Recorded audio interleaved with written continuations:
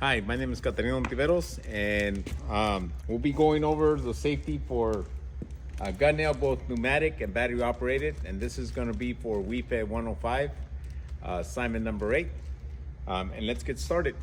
Before we get into anything, the first thing we want to do is make sure we have our PPE on. As you can tell, I wear glasses, so I have these prescription ones. If you can't get the prescription ones, they have some overlay ones you can wear. But safety glasses are super important. As you can see, these are correlated with plastic pieces.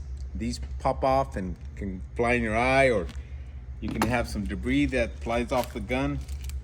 Along with that, you want to make sure that you have some earplugs.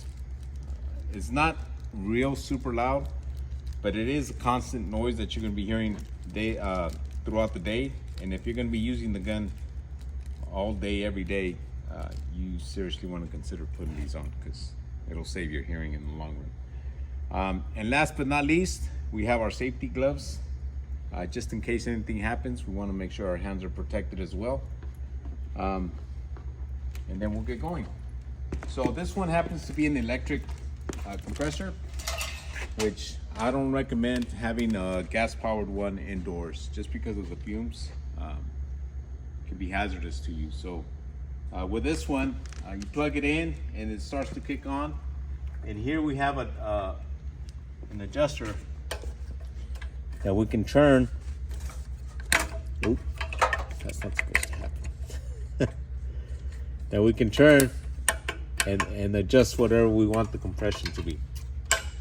These are usually set at about 120 for the guns, which this is the pneumatic gun.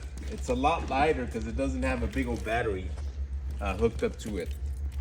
You connect your hose, but before I do that, I just want to show you real quick how these load up.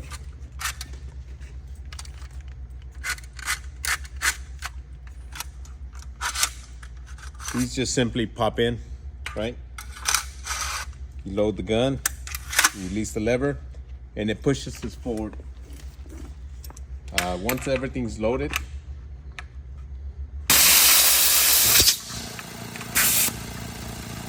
hooked up and you're ready to go. This is a two safety system.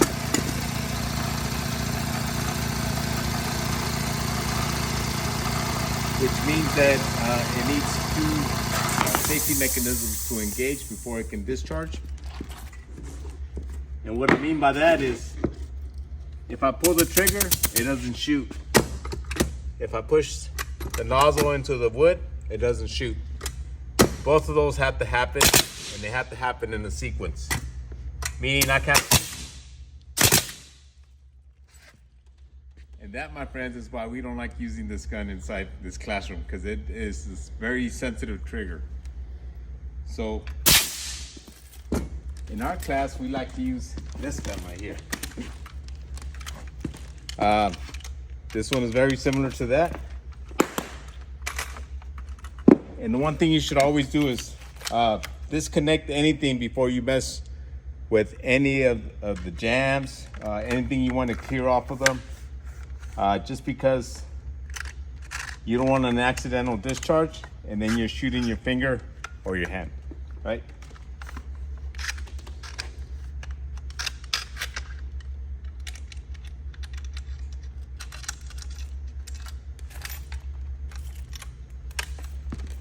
So,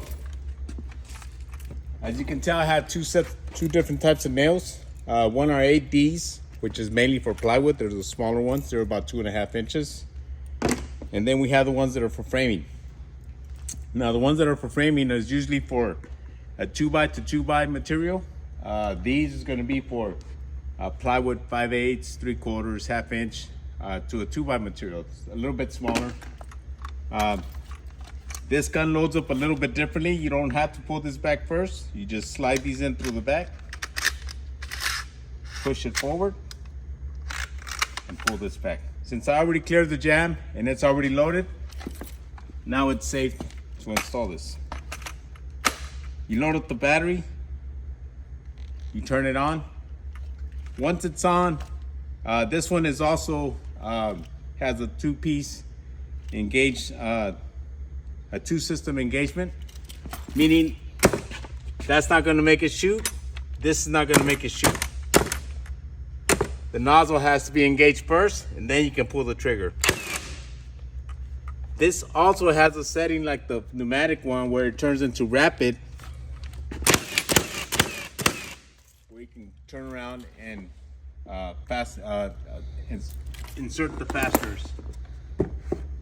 Now, one of the biggest concerns with this, as you can tell from the length of the nails, these are about 3 inches long. So whenever you're putting material